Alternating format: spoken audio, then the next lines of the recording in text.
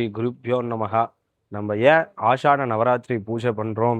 சுவாமி வாராகி அம்மனுக்கு ஏன் ஆஷாட நவராத்திரி பூஜை இந்த 9 நாள் நடக்குது அப்படின்னா, லலிதா திரிபுர சுந்தரி அப்படின்ற அம்பாளுக்கு அம்பாள் வந்து படைத்தளபதியாக இருந்தாலும் எப்படி படைத்தளபதியாக இருந்து அம்பாளை வந்து வழிநடத்தலாம்.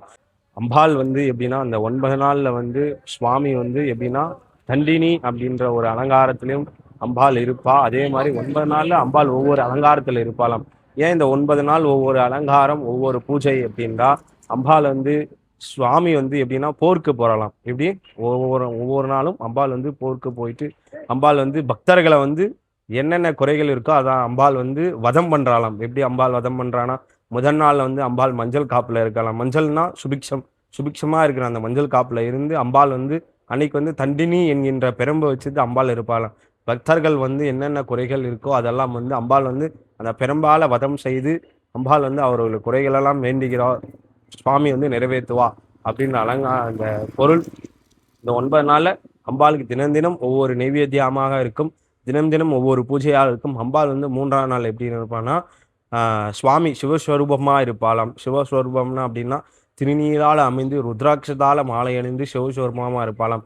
5ஆம் நாள் வந்து அம்பாள் வந்து பஞ்சமி திதியில வந்து அம்பாளோட ஸ்வரூபமாக வராக ரூபமாக இருப்பாளாம். எப்படின்னா 8 கரங்கள்ல ஒவ்வொரு சூலமாக வைத்துக்கொண்டு ஒவ்வொரு பெரம்பாக வைத்துக்கொண்டு வராக அலங்காரத்தில் இருப்பான். வராக அலங்காரம் ஏன் அப்படின்னா, அம்பாள் வந்து அந்த வராக அலங்காரத்தில் இருக்கும்போது பக்தர்கள் என்னென்ன குறைகள் வேண்டுகிறாங்களோ அதெல்லாம் வந்து நான் நிவர்த்தி பண்ணுவேன் அப்படின்ற அம்பாள் வந்து ஒவ்வொரு நாள் இருப்பா.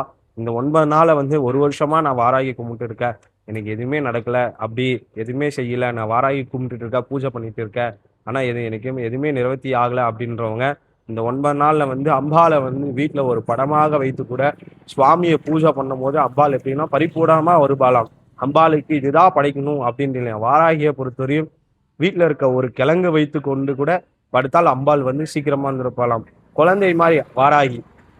வாராகியை நம்ம கும்பிடக்கூடாது, ஐயோ அது வந்து காவல் தெய்வம் அப்படின்றலாம் இல்லை. வாராகி என்பவர் குழந்தை. அதுதான் வாராகி.